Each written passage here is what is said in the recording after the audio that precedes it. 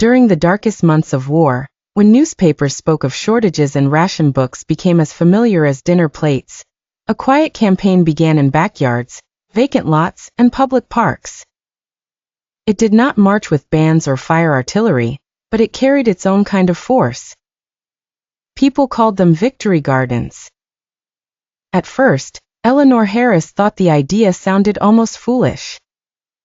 She lived in a crowded neighborhood where every square foot of earth had a task already, and her hands were better acquainted with mending socks than with soil.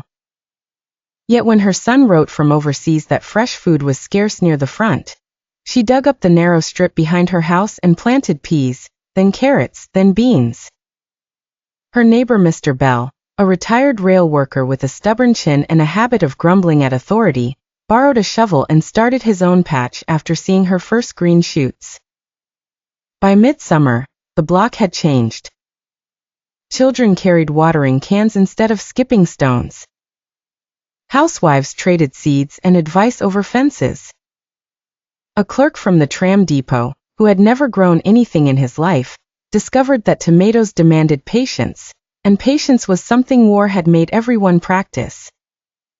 In the shared garden on the old tennis court, people who rarely spoke to one another now argued over rows, compost, and whether potatoes would do better in sun or shade. The arguments were practical, but the effect was larger than practical. The neighborhood felt less helpless. Then came a small crisis that revealed the garden's true value. A shipment of vegetables failed to arrive at the market, and the local shop ran nearly bare. Families who had planted early were able to share. Eleanor sent a basket to the widow on the corner. Mr. Bell delivered carrots to the house with 3 children, and one wage earner gone to sea.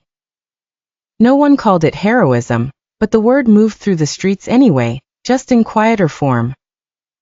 As the season turned, the gardens deepened. Beans climbed higher, lettuces tightened, and the first potatoes came up like buried promises. The work was tiring, and the harvest was never quite enough, yet each meal carried a different meaning when it had been coaxed from the ground by ordinary hands. People who had once measured the war in distant maps and casualty lists now measured it in baskets, jars, and rows. When the conflict finally ended, many of the garden plots were cleared for ordinary life again. But not all of them disappeared. Some became community gardens, some returned in lean years, and some lived on only in memory. Eleanor kept a packet of saved seeds in a tin by the window long after the war, as if saving them meant saving a lesson. The lesson was simple and durable. In a time of pressure and fear, a garden could become more than food. It could become proof that small acts, repeated by many people, might steady an entire country.